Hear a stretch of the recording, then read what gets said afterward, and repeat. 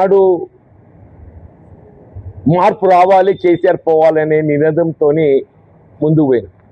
ఇవాళ పరిస్థితి చూస్తుంటే మార్పు రావాలి, రేవంత్ రెడ్డి పోవాలనే నినాదం వస్తుందని చెప్పంటారు. పరిస్థితి ఆనాటికి మార్పు చూడండి అంటారు మీరు. ఆనాడు మార్పు రావాలి, కేసీఆర్ పోవాలనే నినాదంతో ముందు పోతే ఇవాళ ఏమొస్తుంది నినాదం? మార్పు రావాలి, రేవంత్ రెడ్డి పోవాలనే కాడికి వచ్చింది. కేవలం 2 సంవత్సరాల కాలం మన ఎన్నికలు చేసినటువంటి వాగ్దానాలు నెరవేర్చులో ఏదైతుందో, మన ప్రజా ఆకాంక్షల మేరకు ఏదైతుందో నెరవేర్చలేకపోతున్నాం. కాబట్టి ఇంకో this is one of the example అని చెప్పంటున్నాను నేను. రేవంత్ రెడ్డి గారి నిర్లక్ష్య పాలనకు ఇదొక అద్దం పడుతుందని చెప్పంటున్నాను. రేవంత్ రెడ్డి గారి నిర్లక్ష్య పాలనకు సంక్షేమ కార్యక్రమాల అమలు ఒక అంశం.